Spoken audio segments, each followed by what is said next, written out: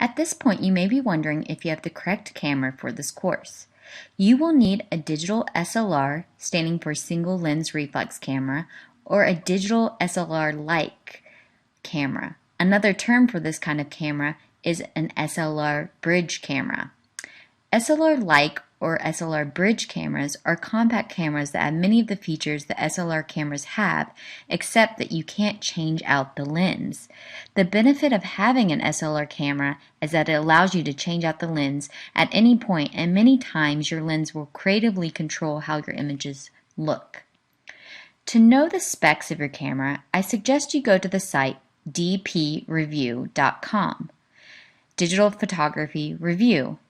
This is a great site for detailed reviews for any camera and a great resource for buying guide if you're thinking of purchasing at this point. I'm going to go to Camera Hub.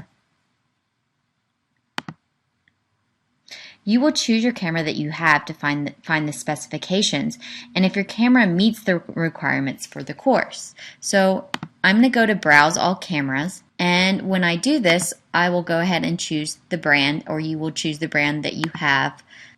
And now it's giving me Canon cameras. For example, a lot of students like the Digital Rebel as a beginning digital SLR camera. So if I look at the years, so you can go and scroll down the year of camera that you have, but just for example, I am going to use the Canon EOS 1300D, which is the Digital Rebel, the latest, the Digital Rebel T6. So if I click on this, and again, you'll be clicking on the camera that you are using for this course, and I scroll down past quick specs, you will see a link for full specifications. Now this is going to give all the details of our camera. If you have a camera that is not a interchangeable lens but an SLR-like or bridge camera, it will say right here. It also will give you the sensor information, the resolution, which we'll talk about later, ISO, which you'll understand that later. Also the different formatting. RAW is a nice format to be able to shoot in for this course. But most importantly, if I keep scrolling down, photography features, you want to make sure that you have aperture priority, shutter speed priority, and manual exposure mode. These should all three say yes.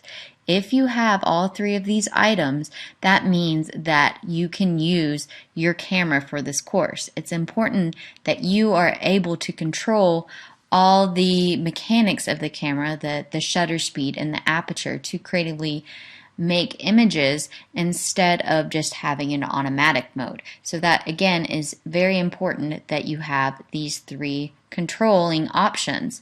If it says no, then your camera is not usable for this course. If your camera doesn't meet the requirements, you can 1. Borrow a camera from a family or friend, 2. Purchase a camera and ask me for guidance if necessary. There are ranges of cameras, SLR and SLR-like, that are from $300 to $700 or even less, and you can look into buying a used camera. Again, this site, DP Review, is great for resources for finding a camera that you can purchase.